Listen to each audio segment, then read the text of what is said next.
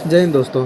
आज हम बात करने वाले हैं साइप्रस देश के बारे में। साइप्रस जो तुर्की और ग्रीस के बीच विवाद का कारण बना हुआ है। रिसेंटली आपने सुना होगा, अर्दोगान साहब ने जब यूनाइटेड नेशन में भारत कश्मीर का मुद्दा उठाया, तब उसके जवाब में जयशंकर साहब ने भी उनको आईना दिखाते हुए साइप्रस के विवाद को यूनाइटेड नेशन में उठाया।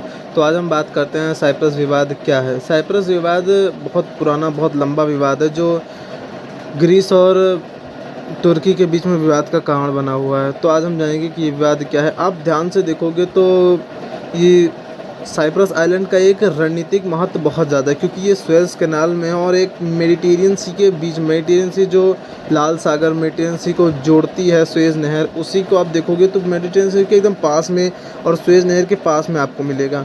तो इसका रणनीतिक महत्व बहुत ज़्यादा है। और इसलिए, और दूसरा कारण ये भी है कि यहाँ की जनसंख्या, पहली कारण, यहाँ आधी जनसंख्या टर्की से और आधी यूनानी है। तो यहाँ की जनसंख्या और रिलीजन का भी थोड़ा सा फ़र्क पड़ता है इसके विवाद में।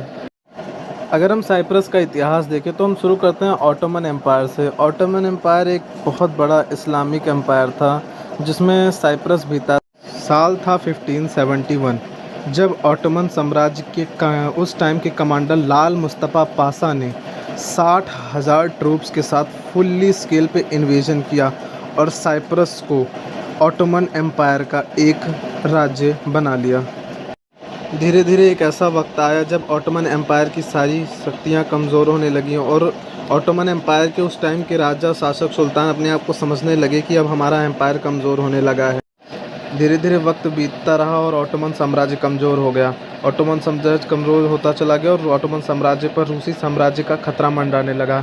इसी खतरे से निपटने के लिए ऑटोमन साम्राज्य ने ब्रिटेन साम्राज्य से हाथ मिला लिया और साइप्रस देश उन्हें अपने समर्थन के लिए लीज पर दे दिया।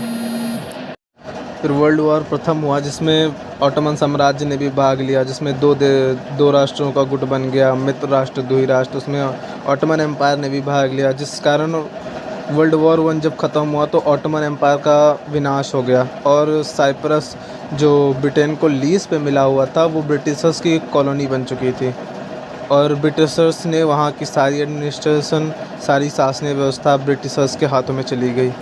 साल था 1960, जब साइप्रस ब्रिटेन कॉलोनी से आज़ाद हुआ और एक इंडिपेंडेंट राष्ट्र के रूप में उभरा।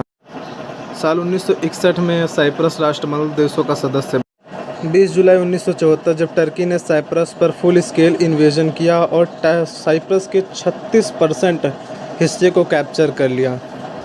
इन्वेज़न के बाद यहाँ का माहौल पूरा अशांत हो गया और इस इन्वेज़न के दो रीज़न हो सकते थे। पहला तो एक यहाँ रणनीतिक महत्व, क्योंकि आप देखोगे तो ये सुएज़ कैनाल के पास आपको मिलेगा और इसके ऊपर टर्की है और बगल में आपको ग्रीस मिलेगा। तो दो रीज़न है इसके। और पहला, यहाँ के रहने वाले लोग, यहाँ की आधी से भी आधी, या फिर हम कह सकते हैं 80% आबादी में 40% टर्किश और 40% यूनानी लोग हैं।